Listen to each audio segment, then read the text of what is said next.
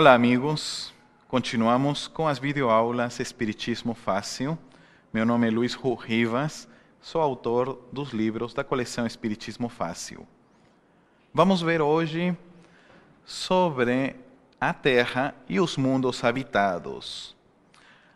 Há muitas pessoas que se perguntam como assim a reencarnação existe, porque cada vez tem mais gente na Terra e de onde surgiu, são novos espíritos, como é assim? Os espíritos informam que todos os mundos estão habitados por espíritos. E em Júpiter, e em Vênus, todos, até satélites. Nada é criado solto. São moradas de espíritos que estén em nível espiritual desencarnados ou em ambientes de matéria que a gente não consegue perceber, é outra coisa. Mas todas são casas. É muito mais difícil construir uma casa que habitar ela, certo? Então, os espíritos, quando modulam, estão na fase da criação, depois da explosão do Big Bang, estão manipulando as galáxias. Os espíritos puros, quando começam a criar os planetas, já estão pensando no futuro das novas humanidades que vão vir aí. Então, obedece todo a um processo harmônico, como se fosse um gigantesco relógio, tudo conspirado pela força divina, e os espíritos puros manipulando, cada um segundo o seu nível de evolução. Então, a Terra é um planeta que gira, vocês sabem, em torno do Sol, e ela passa por etapas evolutivas. Já saiu de um mundo primitivo, que os espíritos chamam. A Terra esteve num estágio primitivo, e agora entrou em um estágio de expiação e provas, que assim chamam os espíritos. Mas aconteceu um fenômeno, talvez uns 25 mil anos atrás, que espíritos foram expulsos de um outro mundo, de uma estrela chamada Capella, e vieram à Terra aos milhões. Encarnaram de lá, foram expulsos, porque não estavam vibrando conforme a evolução desse planeta. Esses espíritos, chamados também de capelinos, ou espíritos rebeldes, que talvez a gente poderia fazer um paralelo com Adão e Eva, né, da Gênesis, né? Mas são espíritos que foram trazidos para coexistir com a humanidade própria do planeta. O Cristo, que é o governador do planeta, sua humanidade, vai receber esses espíritos expulsos de outro mundo, vai dar um espaço para que possam se redimir, recapacitar, regenerar nesse planeta. Por que eu coloco 25 mil anos aproximadamente?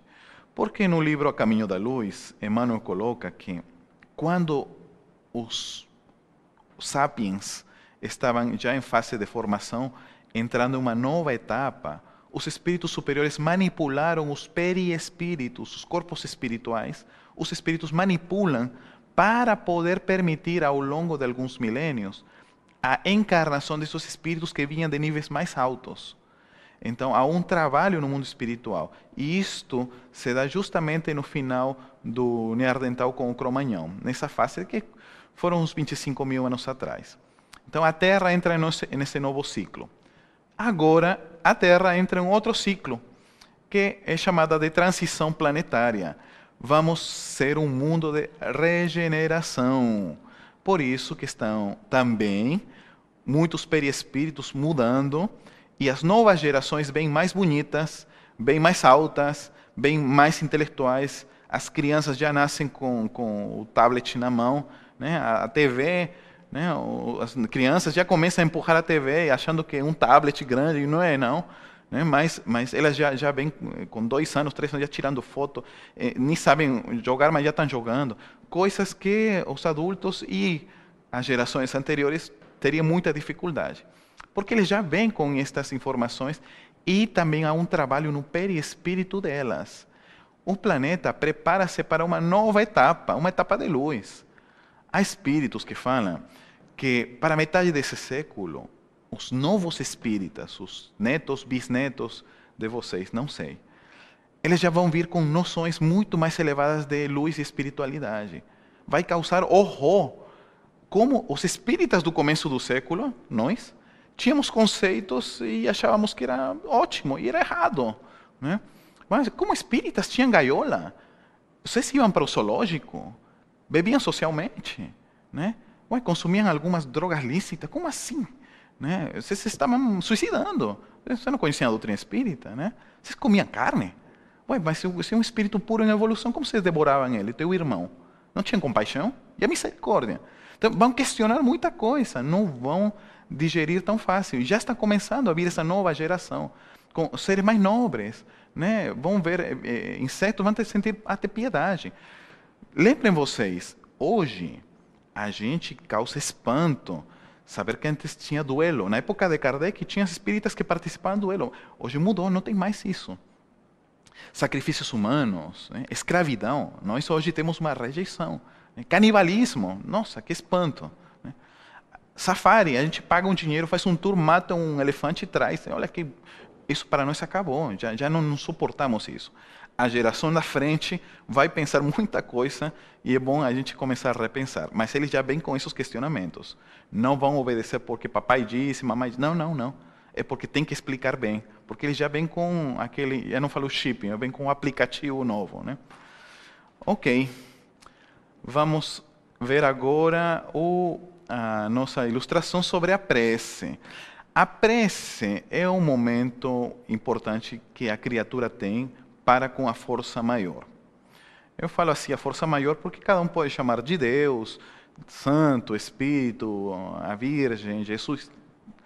É o teu pensamento, a forma do teu pensamento, como você coloca, não importa. O importante é a força que ele tenha. O pensamento é tudo. A forma que ele tem, não interessa. Se é com vela, se é sem vela, se é à noite, se é 6 da tarde. É o momento que você se conecta com a grande força que manipula o universo, o nosso Pai. Então, esse instante reservado para nós mesmos é o momento que a gente entra em ciclo. Muita gente me pergunta, e qual é a minha missão? Faça uma prece. Entra em contato e você vai ver que tudo flui. Não, mas como você faz uma prece? Não, é muito simples. Né? Fecha os olhos de fora, né? Entra para dentro, entra até o mundo e pede ao alto. Né? E pede aos seres de luz, vem cá, me deem essa força. É um momento que a gente tem para falar. Oração de orar vem de boca, é abrir a boca da alma e falar. E também nós temos que ter um tempo para meditar, para receber as respostas de fora. Os espíritos dão as dicas. Vemos aqui na ilustração. Não tem prece poderosa. Prece poderosa é a mais forte com o pensamento. Os espíritos vão ouvir a tua prece e, a depender, se julgar ou não importante, vão vir e também se a gente é merecedor ou não. Mas os espíritos dizem que as preces devem ser claras, simples e concisas ou profundas. A prece deve ser clara, nítida. Você tem que saber o que está pedindo. Simples. Não pode ser complexas, com palavras que às vezes a gente nem entende. Ou repetidas, e nosso pensamento está em um lado, né? E a gente está repetindo e a gente nem sabe o que está falando mais. Então, e finalmente concisa.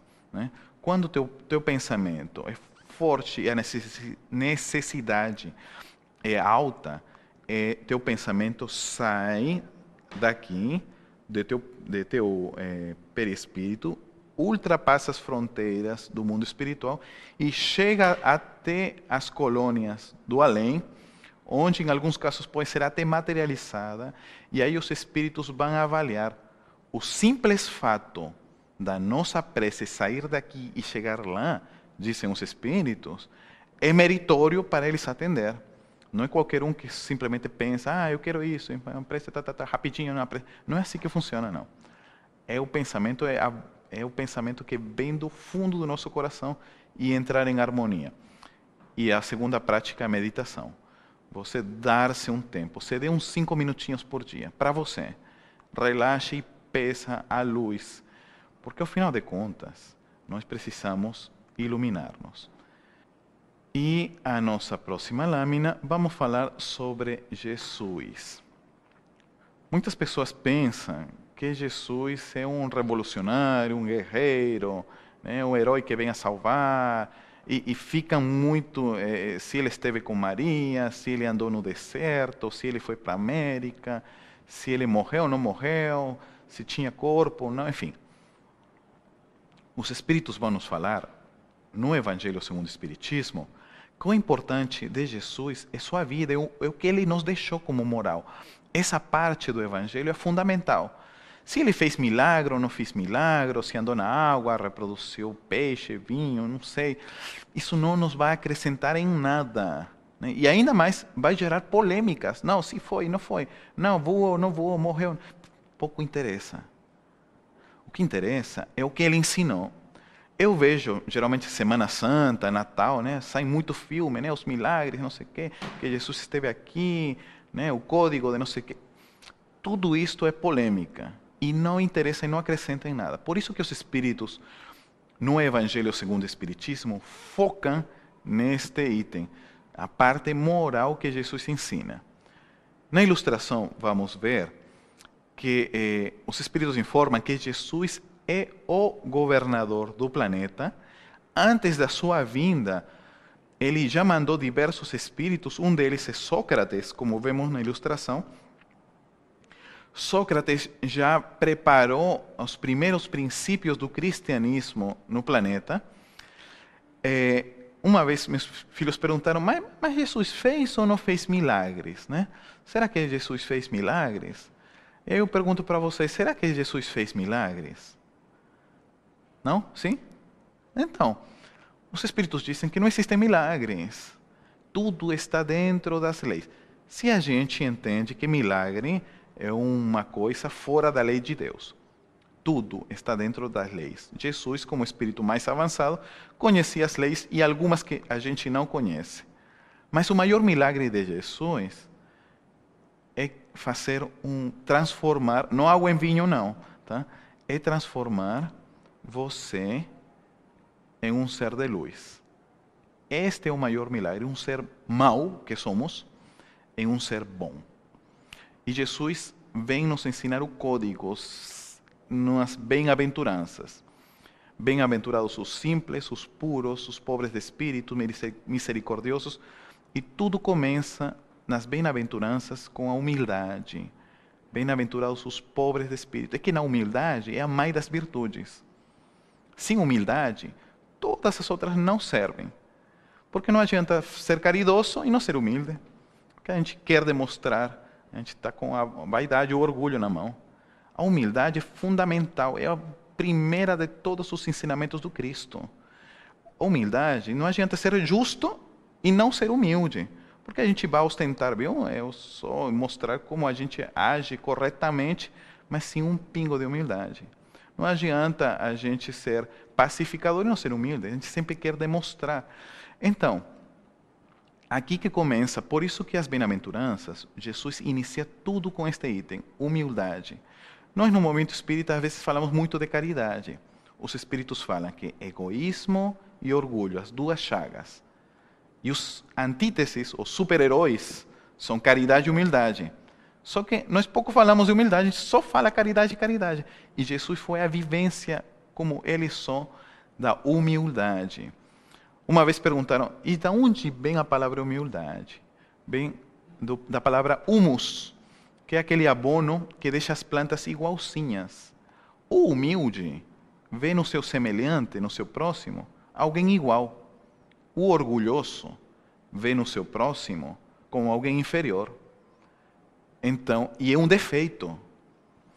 Aqui um grande conceito. Humildade é virtude. É a mãe das virtudes. Orgulho é um defeito e o pai dos defeitos. Então a gente fala, eu sou orgulhoso, eu tenho orgulho do meu time, eu tenho orgulho do meu país, orgulho não sei. Está errado, é um conceito errado, que espírita não pode ter isso. Eu sou orgulhoso por ser... Cara, não tem isso. Está errado. O orgulho é defeito. Não, mas uma coisa... Aí fala, não, mas na verdade é auto-amor, né? Desculpa, não é auto-amor não, é orgulho. Que é contrário do princípio básico, que é humildade. Que Jesus vivenciou e ensinou e praticou. Por isso é que ele é o nosso modelo e guia. E para nós poder finalizar, nós lembraríamos que no livro O Evangelho segundo o Espiritismo, a gente tem aquele síntese da mensagem de Jesus, colocada na força do amor. O amor é a maior força do universo, a que faz que aquele ser mais perverso se mexa para fazer um ato de bondade. O amor tem que entrar em você, em mim, em todos. O dia que a gente vivencia o amor e o Evangelho entre em nosso coração, finalmente Jesus terá voltado para a terra. E assim, amigos, finalizamos a nossa videoaula da série Espiritismo Fácil.